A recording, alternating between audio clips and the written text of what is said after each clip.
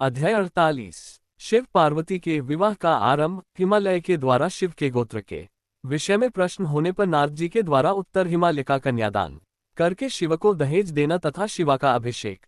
ब्रह्मा जी कहते हैं, नारद, इसी समय वहां गर्गाचार्य से प्रेरित हो मेना सहित हिमवान ने कन्यादान का कार्य आरंभ किया। उस समय वस्त्राभूषणों से विभूषित महाभागा मेना सोने का कलश लिए पति हिमवान के दाहिने भाग में बैठी। तत्पश्चात पुरोहित सहित हर्ष से भरे हुए शैलराज ने पाद्या आदि के द्वारा वर का पूजन करके वस्त्र, चंदन और आभूषणों द्वारा उनका वरण किया। इसके बाद हिमाचल ने ब्राह्मणों से कहा, आप लोग तिथि आदि के कीर्तन पूर्वक कन्यादान के संकल्प वाक्य का प्रयोग बोलें। उसके लिए अवसर आ गया है। वे सब द्विजश्रेष्ठ काल के ज्ञाता थे, अतः तथास्तु कहकर वे सब बड़ी प्रसन्नता के साथ तिथि आदि का कीर्तन करने लगे।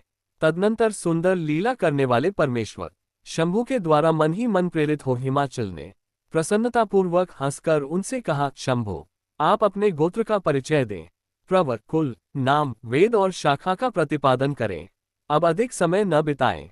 हिमाचल की यह बात सुनकर भगवान शंकर सुमुख होकर भी विमुख हो गए, अशोचनीय होकर भी तत्काल शोचनीय अवस्था में पड़ गए। उस समय श्रेष्ठ देवताओं, मुनियों, गंधर्वों, यक्षों और सिद्धों ने देखा कि भगवान शिव के मुख से कोई उत्तर नहीं निकल रहा है। नारद, ये देखकर तुम हंसने लगे और महेश्वर का मन ही मन स्मरण करके गिरिराज से यूं बोले। नारद ने कहा, पर्वतराज, तुम मूर्ता के वशीभूत होकर कुछ भी नहीं जानते।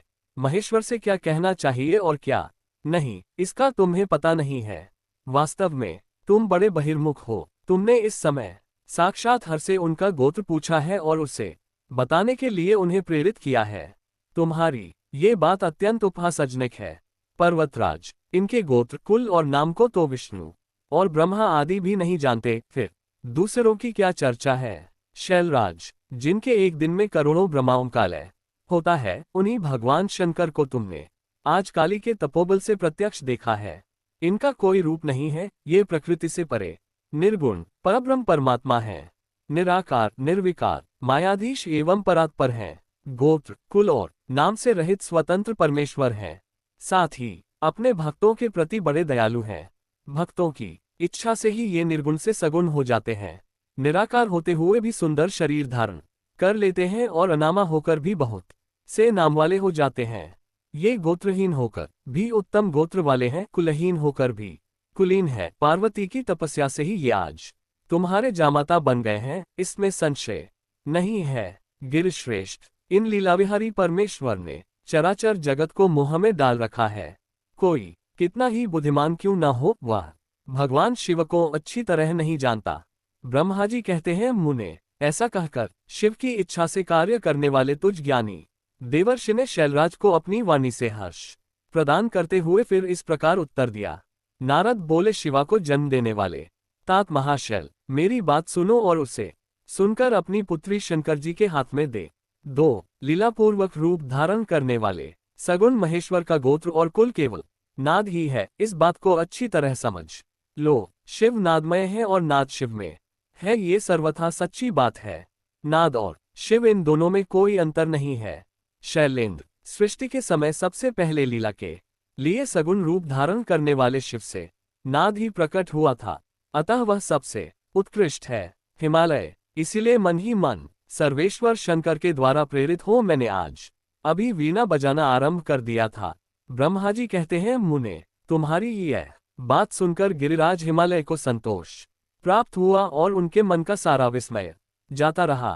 तदनंतर श्री विष्णु आदि देवता तथा मुनि सबके सब विस्मय रहित हो नारद को साधुवाद देने लगे। महेश्वर की गंभीरता जानकर सभी विद्वान आश्चर्य चकित हो बड़ी प्रसन्नता के साथ परस्पर बोले, अहो, जिनकी आज्ञा से इस विशाल जगत का प्राकट्य हुआ है, जो परात्पर आत्मबोध स्वरूप स्वतंत्र लीला करने वाले तथा उत्तम भाव से ही जानने योग्य है, उन त्रिलोकनाथ भगवान शंभु का आज हम लोगों ने भली भांति दर्शन किया है। तदनंतर हिमालय ने विधि के द्वारा प्रेरित हो भगवान शिव को अपनी कन्या का दान कर दिया। कन्यादान करते समय वे बोले, इमा कन्या तुभ्यमः ददामि परमेश्वर, भार्यार्थ परिग्रहणीश प्रसीद सकलेश्वर। परमेश्वर, मैं अपनी यह कन्या आपको देता हूँ, आप इसे अपनी पत्नी बनाने के लिए ग्रहण करें। सर्वेश्वर, इस कन्यादान से आप संतुष्ट हों। इस मंत्र का उच्चारण करके हिमाचल ने अपनी पुत्री त्रिलोकजननी पार्वती को उन महान देवता रुद्र के हाथ में दे दिया। इस प्रकार शिवा का हाथ शिव के हाथ में रखकर शैलराज मन ही मन बड़े प्रसन्न हुए। उस समय वे अपने मनोरथ के महासागर को पार कर गए थे। परमेश्वर महादेव जी ने प्रसन्न हो वेदमंत्र के उच्चारण पूर्वक गिरे जाके करकमल को शीघ्र अपने हाथ में ले लिया।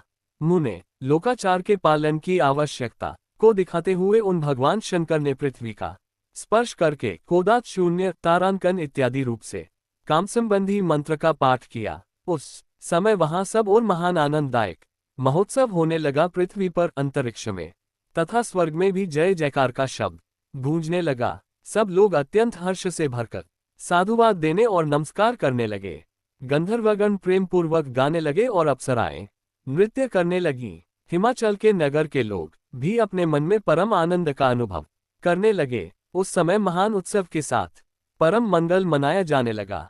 मैं, विष्णु, इंद्र, देवगण तथा संपूर्ण मुनि हर्ष से भर गए। हम सबके मुखारविंद प्रसन्नता से खिल उठे। तदनंतर शैलराज हिमाचल ने अत्यंत प्रसन्न हो शिव के लिए कन्यादान की यथोचित सांगता प्रदान की। तत्पश्चात उनके बंधुजनों ने भक्तिपूर्वक शिवा का पूजन करके नाना विधि विधान से भगवान शिव को उत्तम द्रव्य समर्पित किया। हिमालय ने दहेज में अनेक प्रकार के द्रव्य, रत्न, पात्र, 1 लाख सुसज्जित गोएं, 1 लाख सजे सजाए घोड़े, 1 करोड़ हाथी और उतने ही सुवर्ण जटित रथ आदि वस्तुएं दी। इस प्रकार परमात्मा शिव को विधि पूर्वक अपनी पुत्री कल्याणमयी पार्वती का दान करके हिमालय कृतार्थ हो गए। इसके बाद शैलराज ने यजुर्वेद की माध्यन्दिनी शाखा में वर्णित स्तोत्र के द्वारा दोनों हाथ जोड़ प्रसन्नतापूर्वक उत्तम वाणी में परमेश्वर शिव की स्तुति की। तत्पश्चात वेदवेता हिमाचल के आज्ञा देने पर मुनियों ने बड़े उत्साह के साथ शिवा के सिर पर अभिषेक किया और महादेव जी का नाम लेकर उस अभिषेक की विधि पूरी की। मुने उस समय बड़ा आनंददायक महोत्सव हो रहा था। अध्याय 48।